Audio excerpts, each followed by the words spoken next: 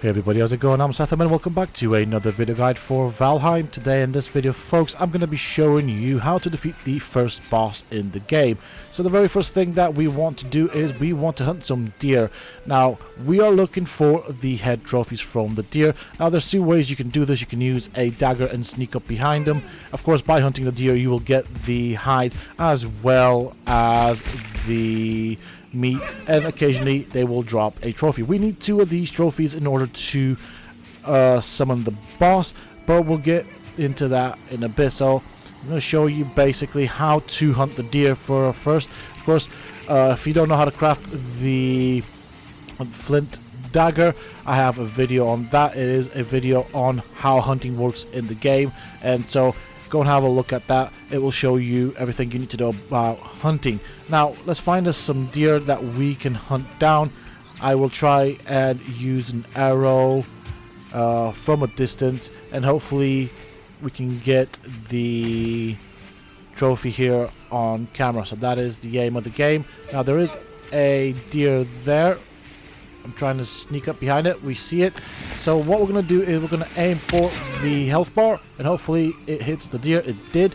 Now, of course, it does take some getting used to with the bow and arrow in this game. There is a drop, and once you play around with it, you will then kind of get the hang of it. We did see in the upper left corner the head trophy. We need 2 of those. So again, aim for the health bar. That should hit the deer. Of course, if I was further away, I would be hitting for the name of the deer, and if I was even further away, I would be aiming for above where the name tag is. I did explain that in that video as well. So now once you have the trophies, what next? Well, we need to find out where the boss is located. So to do that, you want to come back to where you started the game. Of course, we have a very unhappy boar right here that wants to give us a go. But when you come back here, you will want to access a specific stone right here. And this will show us the location of the boss. Now, this is quite randomly generated, so we'll have to basically make our way there. Now, this boss isn't all that difficult to defeat, but I'm just going to show you an easier way of doing it.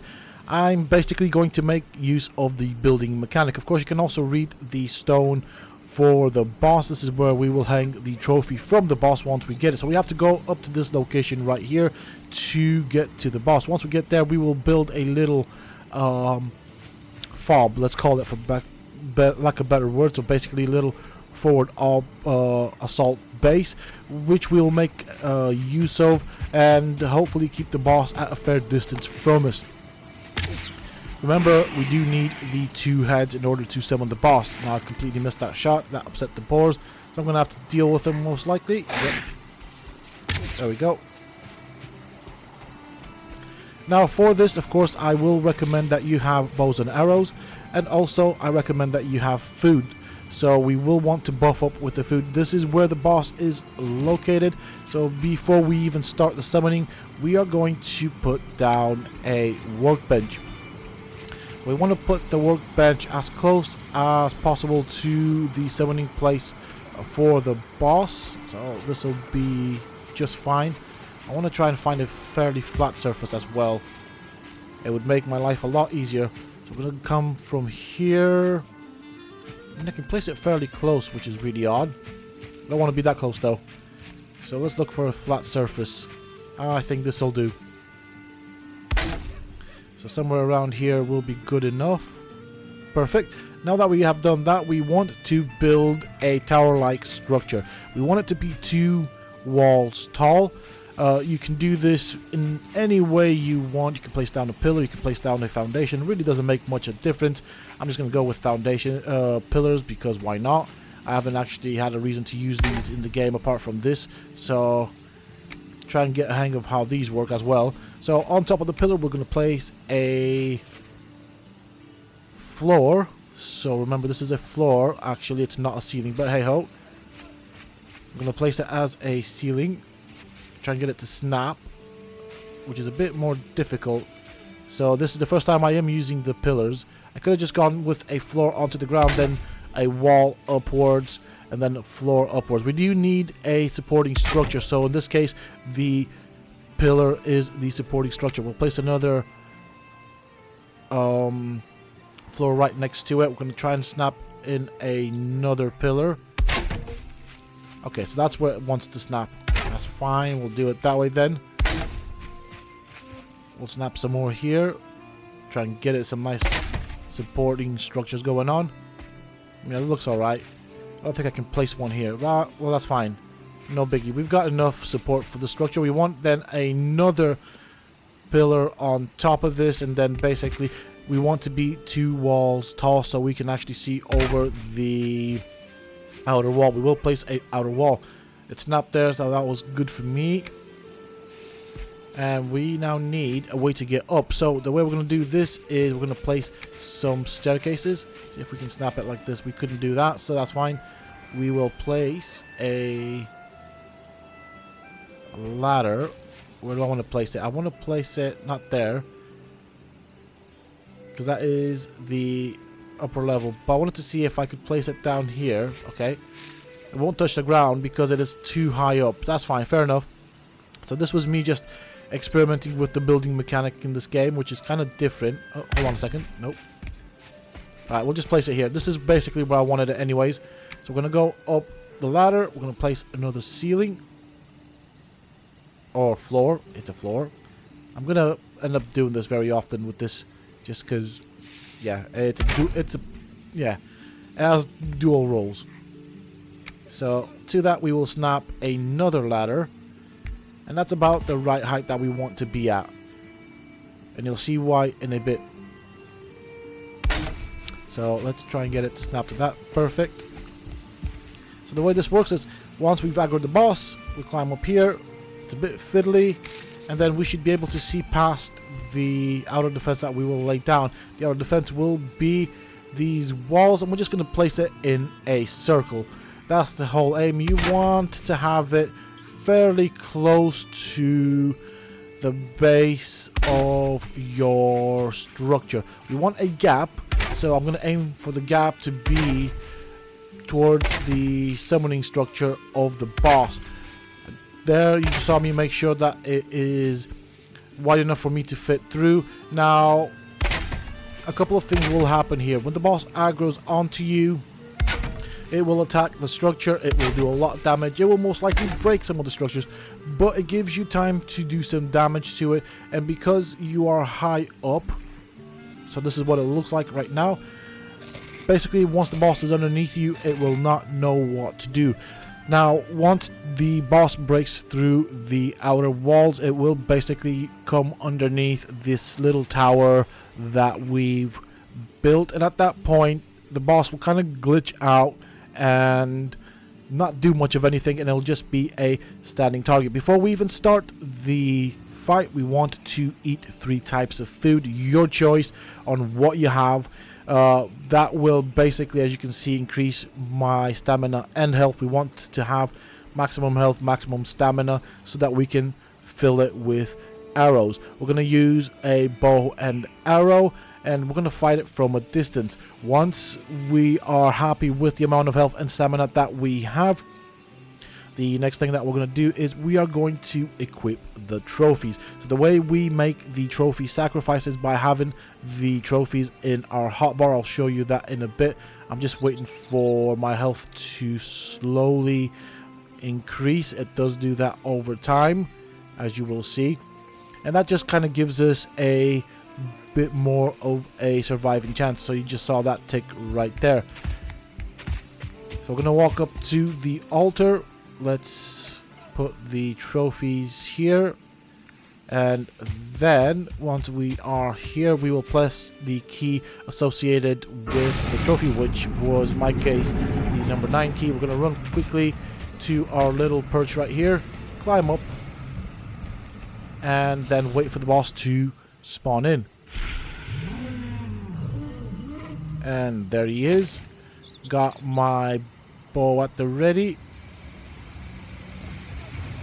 waiting for him to come to me.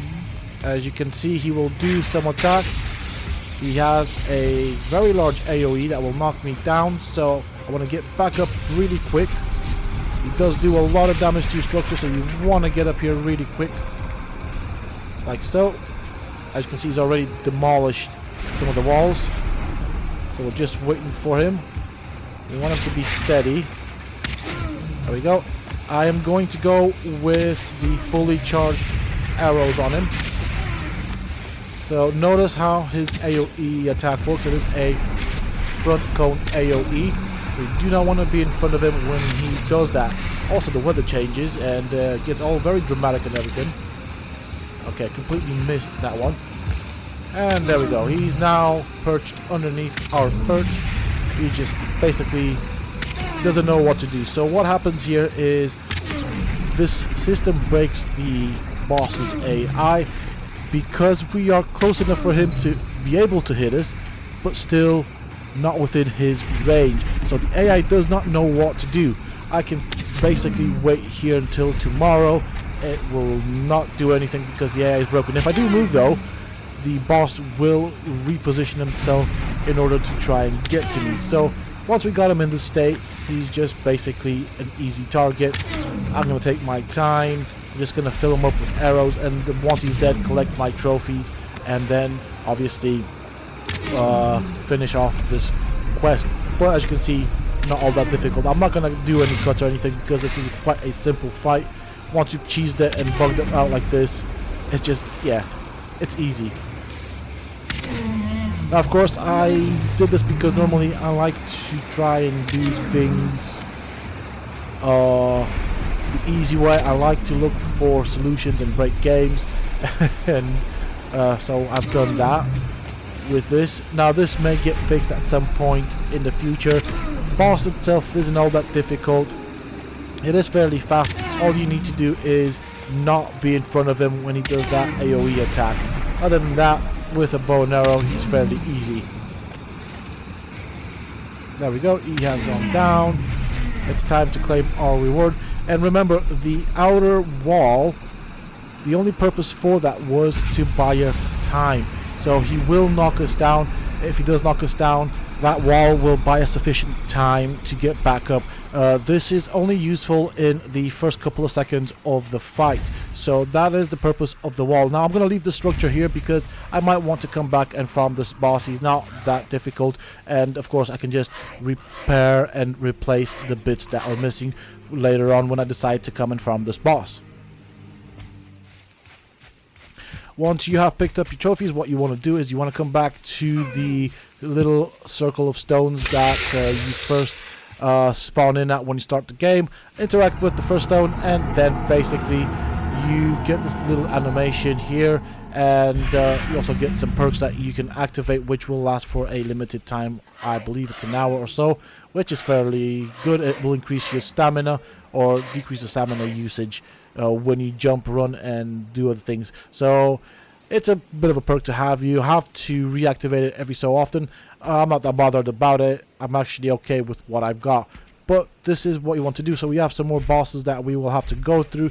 Once I get to them, I will show you ways of cheesing those as well, if there is any. I do like to find ways to break games. So we've got a couple more bosses to go.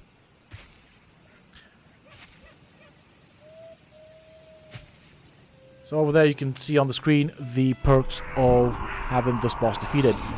Also, a nice little interesting thing is if you wait here for long enough, you will get this little message from the boss's head that kind of talks to you in a way, although it's dead, which is kind of interesting.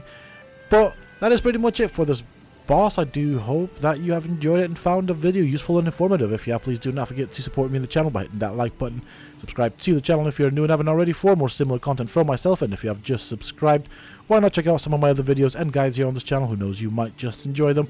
And don't forget to hit that bell icon so that you get notified when I upload new videos and content to the channel. Also, for those interested, you can always find me on the Sethum Discord. Links, of course, you can find down below in the video's description. And until next time, stay safe, folks.